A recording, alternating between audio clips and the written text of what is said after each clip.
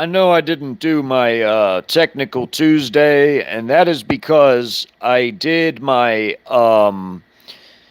Syrian style Second American Civil Conflict first part video. It's going to be a four-part documentary series that'll highlight all the concepts that go into a internal conflict. Now, I heavily modeled that off of the conflict in Syria, of course, but also I threw in aspects of African civil wars, even Yugoslavia for good measure, and of course Iraq when I was there, like a lot of the activities of the Mormon state and how they leave roadside munitions and have suicide trucks and all that stuff. Um, and I modeled them off of a certain faction in the Syrian style civil war, the is faction. So, yeah, a lot of interesting things about them, but that's not what this impromptu live is about so much. It's more about I wanted to highlight the community post I made last night. Now, I wanted to say that I think there's a common misconception or a misunderstanding that on how armies work, okay? For an army to run and operate smoothly, they have to have the logistical capability. They also have to have the personnel numbers required and the various jobs of each personnel type required because you have to have a lot, like a whole army of logistical people to back up your combat forces. And when you look at the overall size of the puny, tiny, woke military and how demoralized it is, how small it is, it's very small. I mean, when you compare it to China, how I've always told you all about the vastness, the just the gargantuan size of the Chinese armed forces and paramilitary combined.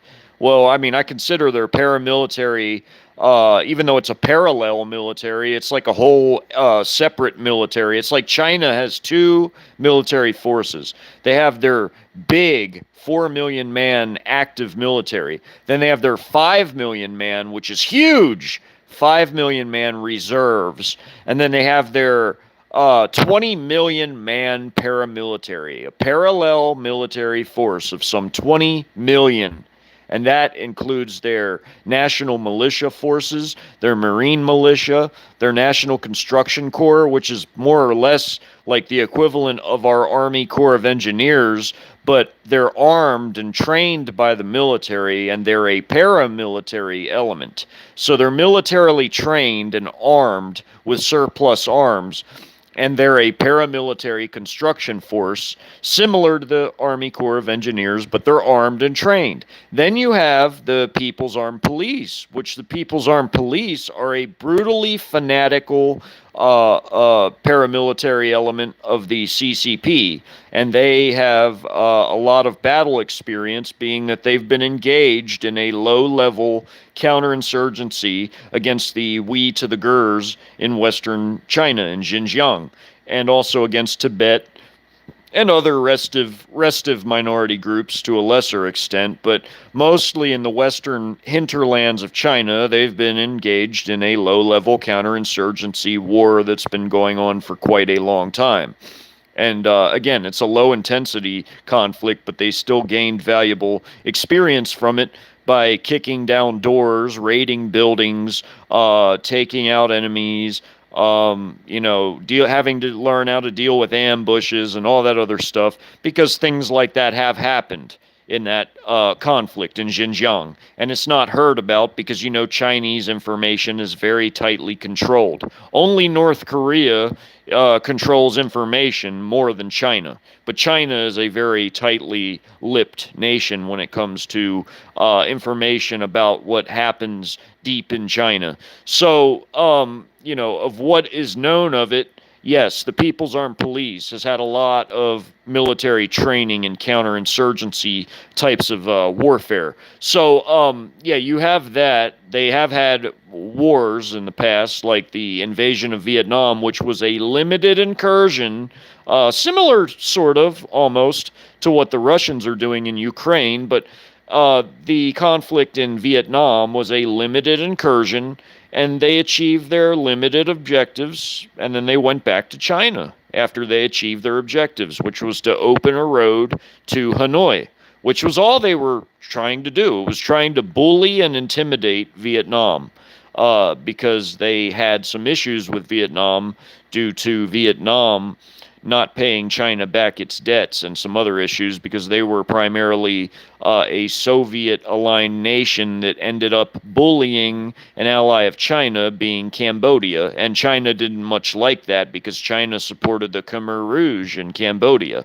So China did their limited incursion, and they learned a lot from that, and they also learned a lot from watching our wars in the Middle East and so on and so forth, and also Russia's wars. China is a very, very, very powerful, modernized nation, and I've told you all the details on that in past live streams, and if you would like, you can easily go back and watch all of those. They're all very informative, with facts, figures, stats, capabilities, analytical data points that I go over, and more. So if you really want to learn about China and Russia, those are very, very good lives to watch. Now, what this is about, more or less, is about the internal conflict, and I wanted to make that abundantly clear.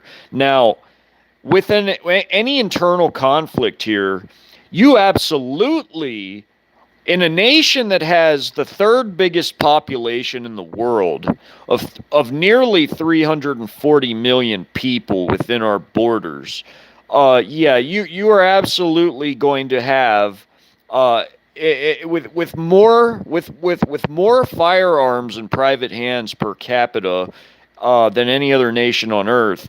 You're absolutely going to have a chaotic situation here that will actually end up putting anything that's ever happened in African civil wars, Yugoslavia, the Middle East, it'll put all of those other types of conflicts to shame. And by putting them to shame, I mean in terms of the level of intensity, brutality, all of it. You have to think of all the crazies that live in this nation. You have ideologues, you have psychopaths, you have brutally fanatical people that will come out of the woodwork, out of the shadows. And then it's like the perfect storm. You have this tiny, puny, little demoralized, woke military that's increasingly poorly equipped as it sends its stocks overseas and depletes itself. And then you have, it's also spread around the world. They do not have the forces necessary to hold down a land so vast. And even more so, they don't have the logistical supplies necessary to conduct operations. Now, I told you, when I was in the Iraq War, do you understand, just for a 4,000 man, like a couple battalion level sort of operation, all the hundreds, if not thousands of tonnage of food, water, ammo, shells, vehicle parts, fuel, medical supplies, gear, extra gear, the maintenance stuff, the POL products, which is like lubricants, oils, and things like that for the vehicles, the parts, just the tools, the maintenance, everything that you need, the facilities and the transport too. You have to have trucks to transport things. And that was just in a small localized area that was near our forward operating base. Now, if you're doing stuff that's far away, you need trains. You need trains to carry logistics. Now imagine, in a nation like ours, with all the vast territory it has to cover, do you understand that most of the locomotives that pull trains are diesel powered? And we're almost out of diesel, people. Everybody. I hate saying that word, people. I'm not trying to be condescending or patronizing, but we're almost out of fuel, okay? Nobody's going to disarm America from any type of a Western military. It's just not going to happen. It's impossible. Now, what they can do is they can do like Assad, like Bashar al-Assad in Syria, and they can hold down their few little globalist-oriented areas, but Oh, hey, baby. Hi, Jennifer. Hi, Okie girl. Hi, Joe. Hi, Kathy. Um, yeah, what they can do is they can hold down their like little globalist oriented areas, but they can't really do much else. Everybody, they really can't. I mean, like, what can they really do? I mean, they have to. Do you understand? Just to move an entire unit, you need to load them all on flatbed train cars with all their supplies, all the fuel. You have to send all that stuff to a railhead, and then you have to offload it all. That's if you're putting your entire unit on a train and sending it across the country to some other place where there's like a trouble spot or whatever. And then that's provided that the trains haven't been sabotaged, like the rails. That's provided those haven't been sabotaged or obliterated in some sort of a way. And that's also provided that, once you get there, you can unload those things and you're not under some sort of like withering combat or firepower while you're trying to unload your unit. I mean, come on. I mean, you have to think about all the dynamics that goes into this type of stuff. I mean, it's not a cut and dry thing. Armies don't just get up and do.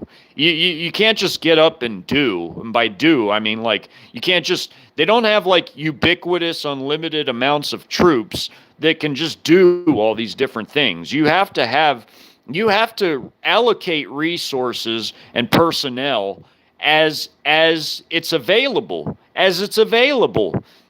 and according to mission requirements dictates the amount of troops and supplies that you're going to need.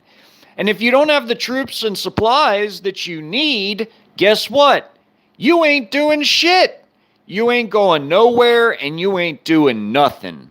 So in areas that are like outlying areas, guess what? You're not going to be able to tame those areas because you don't have the ability to tame those areas because you don't have the logistics, you don't have the supplies. Oh, and guess what? All the old veterans from the old army, from the Iraq and Afghan wars, I'm not talking about this new generation that's in this purged, they purged all the best people. They purged all the best people. So I'm not talking about this new generation of wokesters and incompetent imbeciles and people that they drop the physical standards for to let them in the new military, and that they celebrate all these debaucherous lifestyles and just all this other nastiness. Now, look, those people are not going to be able to conduct operations that are going to be even remotely effective, okay? So this nation is going to look basically entirely like I've depicted it in my internal civil style, or my internal Syrian style civil conflict. So I suggest people really go back and watch that. That's going to be the live stream right before this one. I just wanted to come on here and say that, look, the Western elites wanted this country to tear itself apart. And I mentioned how Smith-Mundt affects that. The fact that they got rid of Smith-Mundt means that they can propagandize American audiences. So do you understand all this fear propaganda about coming after people's firearms? They have no way to do that. They cannot do that. The purpose of that messaging is for one purpose and one purpose only. It is to agitate people. It is to whip up fear and frenzy in people. It is to kick off civil unrest that'll turn into something worse, like what happened in Syria. When the Syrian civil war began, it began with riots that turned into little factions and armies and extremist groups that ended up fighting with the regime and with each other. And they tore Syria to pieces, to pieces. The only reason Assad even was able to stay in power was because Russia, Iran, proxies, and then later China contributed a bunch of logistics to back Assad, and also special operations forces of theirs and advisors. But that was after Russia and Iran and proxies already stepped in to help Assad keep his power. because that's exactly what happened. Assad was losing. He was losing. So, I mean, he lost ground. Like, I mean, without the external help, he wouldn't have even been able to get it back. And guess what? America has alienated much of the rest of the world, even allies. And the allies we have are all woke allies, and they're not big enough or logistically capable enough to send forces that would make a difference here. There's just not enough. I showed you how small the European militaries are. I mean, come on. Go back and watch my old live streams. Go back and watch my short videos. They're not shorts, but they're shorter. They're only like 3-4 minute videos where I go over the sizes of the militaries of Western Europe when compared to like Russia. You know, Russia and China, especially China, are huge. China could occupy this land single-handedly all by themselves because they have the forces to do it. They have the personnel. They have the logistics. China has stockpiled and hoarded food and water, and they have factories that constantly crank out ammo and trucks and tanks. And guess what? Russia has the fuel. Russia has got the fuel. So China can buy all the fuel they need from Russia for a war. And Russia has plenty of their own fuel for a war. Guess what? We don't produce fuel. I mean, we do, but it's not even close to what we consume on a daily basis as a nation. We're draining our strategic reserves. I mean, we really barely produce any fuel anymore. We don't have the fuel for logistical operations for our military. So guess what? They're going to have to operate real close to where their installations are, and not really anywhere far beyond that, or at least not in any big numbers. It'll be like in my scenario that I created, my hypothetical documentary series on a hypothetical Second American Syrian-style civil conflict, where I show you all these concepts and how they play out through the story of different factions and their leaders and their goals and what they're after. And I show you how these concepts actually play out when put into practice in a story format. And then I'm going to show you battle maps in the next video I do on that. But the whole point of what I'm telling you now is to get you to understand that there are so many dynamics that goes into how armies work and what kind of missions that they can tackle and what they can't tackle. You have to have the personnel numbers. You have to have effective personnel in those numbers. Then you have to have the logistics that can back them. Only China and only Russia have the logistical abilities and the troop numbers to occupy a nation as vast as we are. Otherwise, if it's an internal conflict for their for the Western elites' little Great Reset, it's not going to work out. It's going to backfire. And this nation's going to tear itself apart. And I've told you all in great detail in past lives why this is true, why this is the case. The Great Reset is actually a sacrifice for the true one world system, which will be an Eastern elitist system of the 10 kings and the beast of Revelation. The 10 kings are the victorious Eastern leaders that give their power to the beast and reign with the beast for 1 hour, like it says in Revelations. Those are the victorious 10 Eastern kings of World War III that subdue and conquer the West and destroy the Western elites. These silver spoon in the ass, snotty, snooty little Western elites are not going to co-rule with with Satan's son, the beast. No, hell no. No. Satan wants warlords to co-rule with his son. And these little snobby, little uber-rich Western elites are a bunch of little punks. And they're going to get owned by China and Russia. Guess what? China don't take orders from nobody. Guess what? Russia don't take orders from nobody. And that becomes painfully apparent when you see that both of them do the opposite of what the Western elites are pushing for in their own bloc. So it's painfully obvious that Russia and China are a separate set of elites, and I've explained that diligently to you in past live streams. For new people, I suggest you go back and watch every single solitary live stream I did all the way up till now, and you'll get a really firm understanding of what I'm talking about.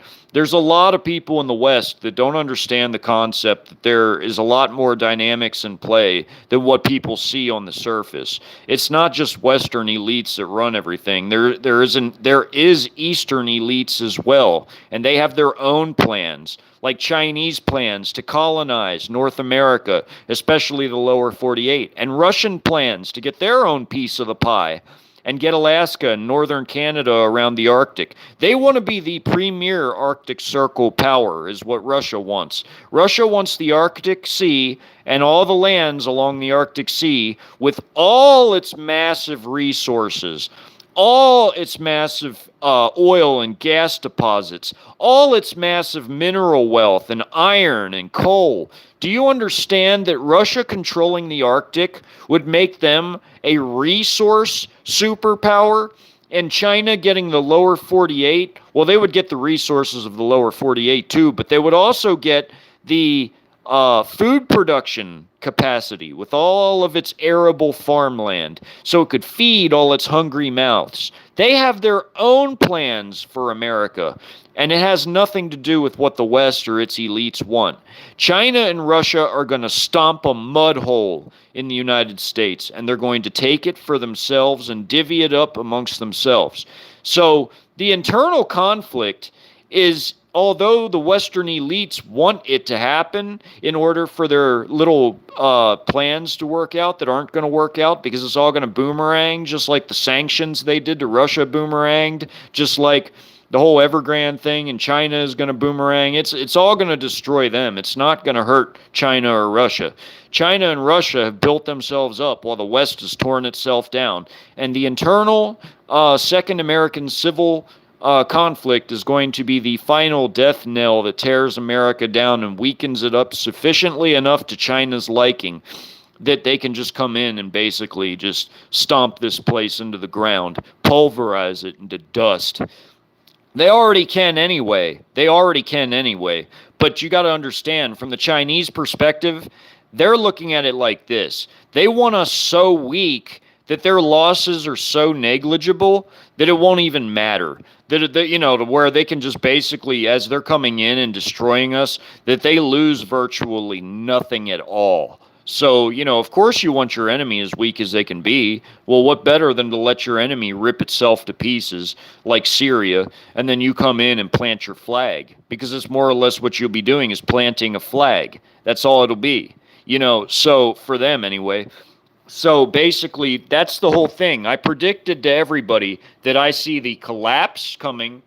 I see after the collapse, there's going to be a second American Syrian-style civil conflict. By Syrian-style, I mean with factions, various factions duking it out, including the regime. The regime is a faction, like in my documentary.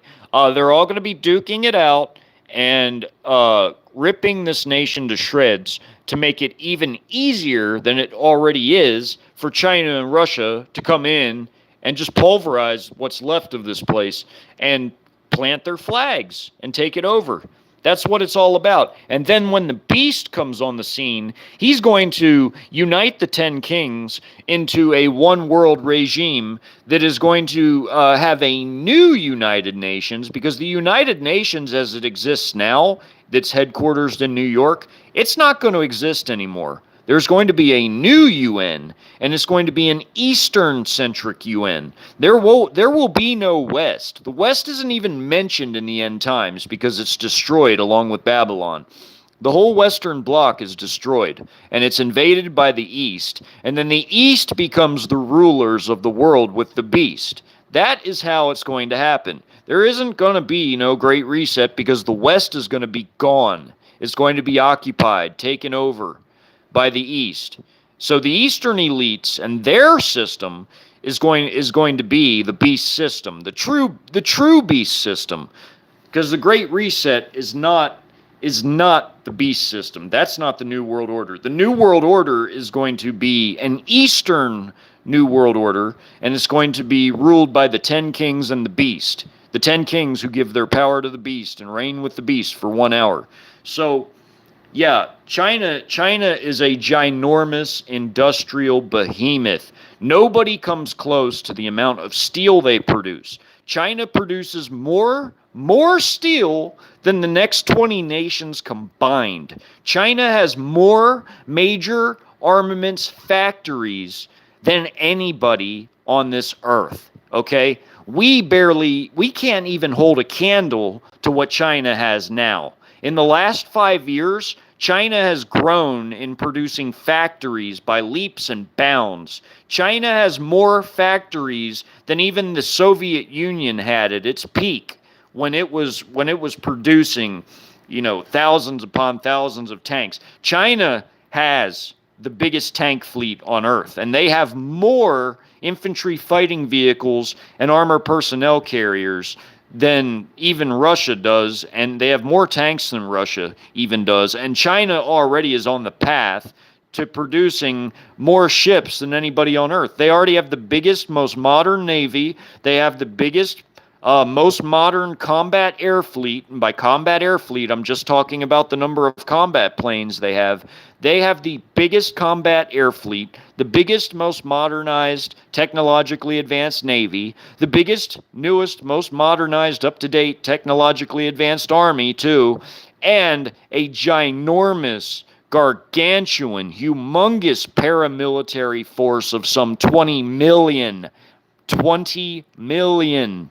Combined with their 4 million man active duty forces and their 5 million man reserves, yeah, China is beyond a behemoth. China is I don't even have a word for how huge that is.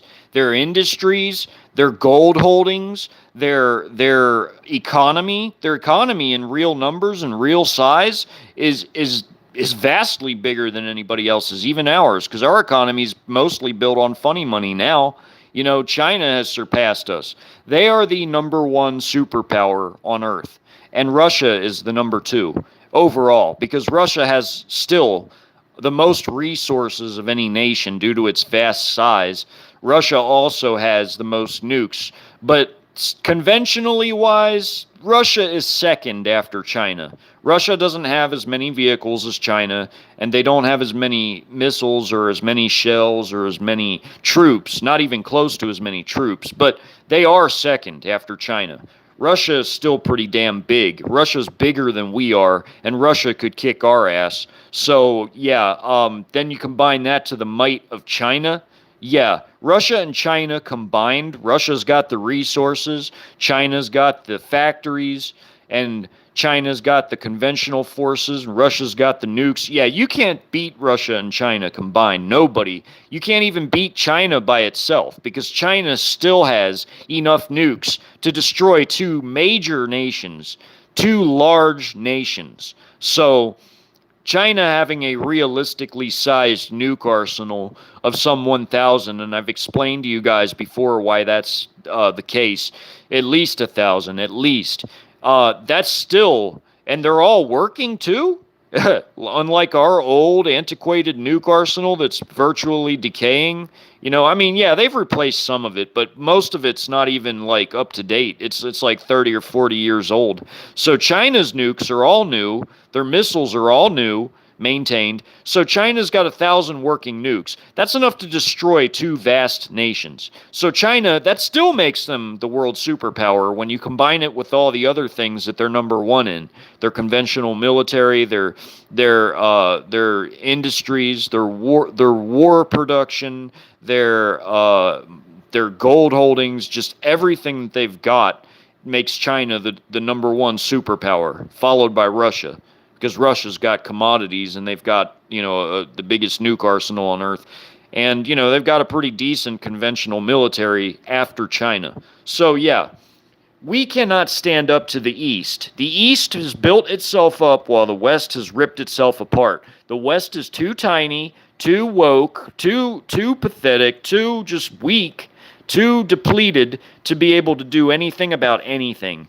And when there's an internal conflict here, it's just going to rip itself to shreds just that much more to get it ready to be taken over. Because like I said, in my best case scenarios, In my best case scenarios, China whoops our ass. And that's a best case for us. That's our best case scenario. China whoops our ass in 4 days. And most of the fighting's over in like 2 days, 2 to 3 days. So China whoops our ass in 4 days in my best case scenario, where I plugged in real data, real units on both sides, real places, real everything, real logistics. China whoops our ass in those scenarios easily. And those are a best case for us. So imagine a worst case after we got done fighting a brutal Syrian-style conflict where all these crazies have come out, and fanatics and extremists and factions, and everybody's ripping each other apart to get a piece of the American pie, I guess you could say. And as they're ripping each other apart, and the regime is starting to lose its grip and starting to fall apart really quickly, and everything's depleted, everything's ripping itself apart. You have all these extremists that are doing things like, blasting places to rubble with certain types of things, and you have just total nut jobs out doing what they do for these different factions. And imagine that. In a nation this big, you're going to have all sorts of maniacs coming out of the woodwork. You don't know who is waiting to emerge in a situation like that. You don't know who is out there and who's going to do what. So, yeah, in a situation like that, this place is going to rip itself to pieces, and it's just going to become that much easier for China and Russia to take it over. They'll have virtually no losses when they take this place. None. Zero. I mean, yeah, they'll lose like a few people, but I mean, or maybe a few vehicles, but like, really though, really in the grand scheme of things, that's nothing. That's nothing. So that is what I've been trying to get people to understand, to fathom, to not just fathom and understand, but to really, really get a grip on it. I mean, a firm grip on. I'm trying to get people to understand how all this is going to work and why it's going to work that way. Because of all the factors that I plug into these things that are real life factors, real life. They don't, it's not like these fear campaigns that media puts out. No, this is real life shit, okay? It's based on real logistics, real capabilities, real statistics, real facts, real figures, real everything plugged in together to make a comprehensive, full-blown picture of the entire situation. Okay, that's how I arrive at all this. All right, so that's how it's going to be, and that's why it's going to be that way, because I use real data to comprise these situations, these hypotheticals, these scenarios, and that's as close to the reality as you're going to get. And people that don't believe that, then there ain't nothing else I can do for them if they choose not to believe it. But yeah, when this place unravels, I think everybody's going to find that they're going to see a lot of basically the scenarios I came up with. They're going to see a lot of that coming to pass right before their very eyes, if not all of it. So, yeah, I mean, I think I've shown you about as close to the reality as it gets with all the dynamics that are in play and how they affect things and why and so on and so forth. But combined with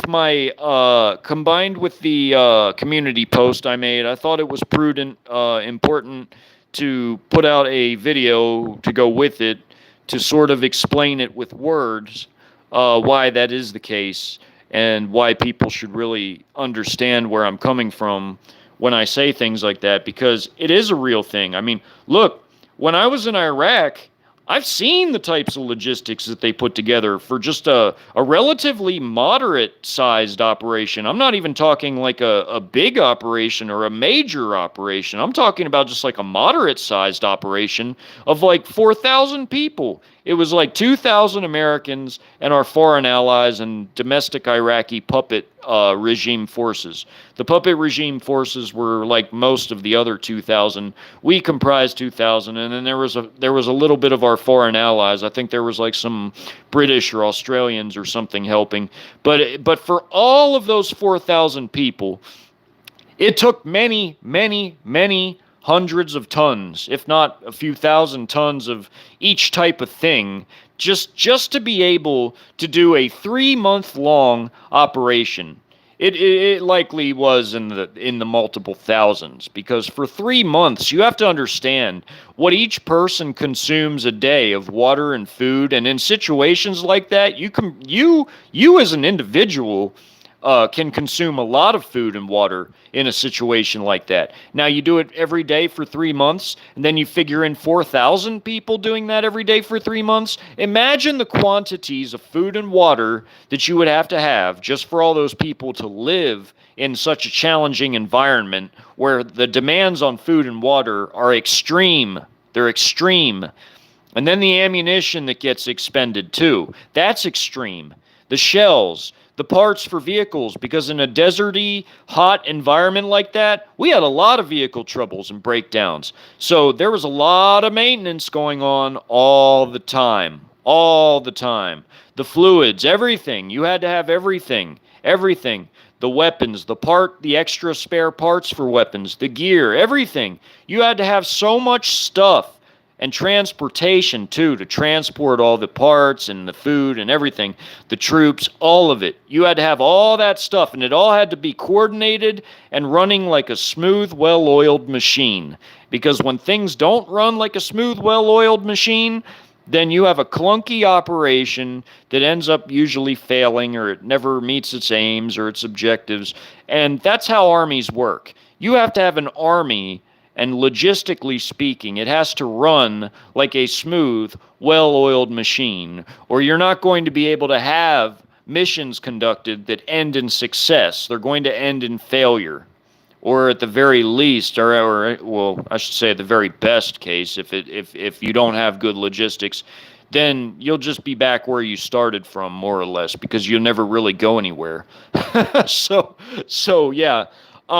There's a lot to it. It's not a cut and dry thing. All I try to do with all my presentations is to get people to understand that things aren't as cut and dry as somebody saying something's going to happen. No, there's a lot of things that go into making things happen or not happen. There's so many details involved. And if people aren't seeing details, then they're missing the whole thing. They're missing the entire picture. Because if you don't understand the details involved, then you'll never see the big picture and how it's going to be. Because if you're just listening to all the fear propaganda, now that, ever since Smith-Munt was gone, and that's been for a good while now, they've propagandized the American people. So with all the fear propaganda, they're trying to whip people into a frenzy. They're trying to agitate people. Because, look, they know damn well that they don't have the ability to confiscate and disarm all the American people. They know that. They know that damn well. I mean, they know what they're capable of doing and not doing. But that doesn't mean that they're not going to do stupid shit to try to make people willingly give in, or that they're not going to try and clamp down on what few areas they're actually able to do something in. It just means that they don't have the abilities to literally go everywhere inside of America and try to go place to place disarming people. They could never do that. They could never do that because they would never have the logistics to support such a monumental undertaking, such a gigantic undertaking. They could never do that. As vast as this country is, as many weapons as this nation has, only China could do that. Only Russia and China and their coalition could do that. America can't do that. America, even all of NATO combined, if they sent all their European troops over here too, that would still not be enough. Because again, I've showed you how small they are. Those European countries, I showed you how small they are. And they're even worse off than our military. And they're woke too. But I mean, they would never, ever have the logistics or the manpower to achieve that. That's why this place won't be disarmed until China and Russia invade. And remember, China and Russia have their own plans for America. They're invading for their own reasons. They're like two competing, rival mafia sets, the Eastern and Western elites, that sometimes do business together, like criminal mafias do. But, it's no different on the world stage. So, they're going to let the West play its stupid games and weaken itself so that they can take advantage of that, like they've always taken advantage of us and milked us so that they could build themselves up off of our backs, our efforts. So they built their own indigenous capabilities and power off of all the trade secrets they've stolen, off of all the subversion and infiltration that they've conducted, off of all the spying that they've conducted.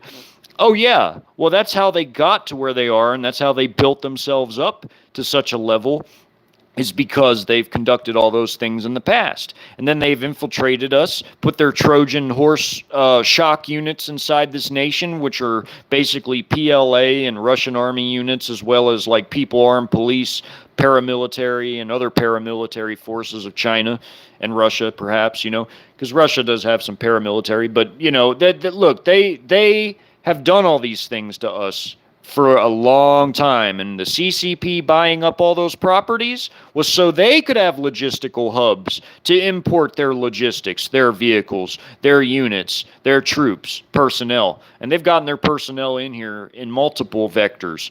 They've done it over the border, they've done it through the ports, they've done it through student visas, they've done it through business people, they've done it through every conceivable avenue you can imagine, because by now they have at least 5 or so million internal, when I say internal, I'm talking about that are inside America, Trojan shock forces of the Chinese and Russian armies, as well as like maybe their allies in a coalition force, like a foreign expeditionary force, I guess you would call that in military terminology. So yeah, they're inside, they're on CCP regime properties that were purchased, as are their units, their logistics, their materiel, vehicles, all of it. It's all here. It's all here. And they're going to wait for us to tear ourselves apart before they emerge from their CCP regime properties and take this place over from inside and also from outside at the same time. As I showed you guys in my 96-hour invasion documentary playlist and the Pacific Northwest playlists, those are documentaries that illustrated a best case scenario for us where there was no internal conflict, where they just took like a time like we're living in now, where it's relatively calm, and they invaded.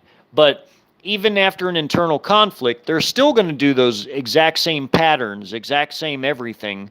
It'll be that we're even weaker when they do it because we've just ripped ourselves to pieces. So when they emerge from their CCP regime properties after we've been butchering each other, that will be even weaker. And I've diligently explained how that would work in an internal conflict too in previous lives, how they'll just sit up in their properties and just defend them while we're outside butchering each other all over this country. And as things unravel and fall apart, it'll be too late to do anything about them, even if they are discovered, like if people happen to stumble on those places. But they'll be butchered anyway, so it's not like word's going to get out about it en masse. So anyway, I just wanted to make all of this abundantly clear for people so that there's no misunderstanding, so that everybody knows where I'm coming from and why I've said what I said and why I continue to say what I've said. I've been consistent and on message consistently, so through all my work, I've kept the same message and consistency. I don't know of very many others on this subject matter that do the same. So I'm going to continue to stay on message, and I'm going to continue to do my work, and I'm going to put out the rest of the documentary series, the other 3 videos of it, which will go into the battle maps, the hypothetical battle maps, and also talk more about the story, talk about the economies that developed in the different territories controlled by the different factions, how they developed their own economies and societal systems or whatever semblance of them they had, and also more. So like the low intensity aspects of the conflict, like ambushes and, like smaller scale stuff that wasn't like full scale battles, but it was like low intensity type of conflict, like what I was in Iraq, like where there were isolated battles and skirmishes and ambushes and roadside munitions and certain types of things going on like that, but it wasn't like a full out like all the time, balls to the walls, big unit against big unit type of operations. There were like lower intensity aspects like ambushes and roadside munitions and things like that. So I'm going to go into all of that when I put out the rest of the story, intermixed with the higher intensity aspects, like where there were big battles with whole units involved and everything. So there's going to be high and low intensity aspects of this Second American internal conflict, Syrian style, with factions. So, yeah, stay tuned for more of that. That'll probably be the next live I'm doing. When I'm finished doing all of the hypothetical documentary videos, I'm going to put them all together in their own playlist, as I did with my Sino-Russian invasion ones. So the internal Second American conflict, civil conflict, it'll be in its own documentary playlist as well. And that'll be quite long because this has a lot of details. Already it has a lot of details because already my very first one was 2.5 hours, and I really didn't know it was going to be that long. I thought it would be more like 1.5 hours. But it's a hell of a good story. It's a hell of a good story, and it really articulates very, very well all of these aspects that I'm talking about already, and it shows how they play out in a story type of a format with characters and actual factions and what they want, what they're after. So, yeah, I'm going to do the battle maps next, then the story intermixed with that, and then I'll do more maps, then more story at the very end. So that's what will be happening in the next 3 videos of it, and then I'll put them in a really, really long 4-video playlist because it will be pretty long. With all the details I have to go over, it's going to be very long, very, very long. So I just wanted to say thank you. I didn't mean for this to even go on so long, but thank you all for coming. I'm glad to see everybody here, as always. And y'all are great. I love you all. Thank you for coming. Y'all be blessed.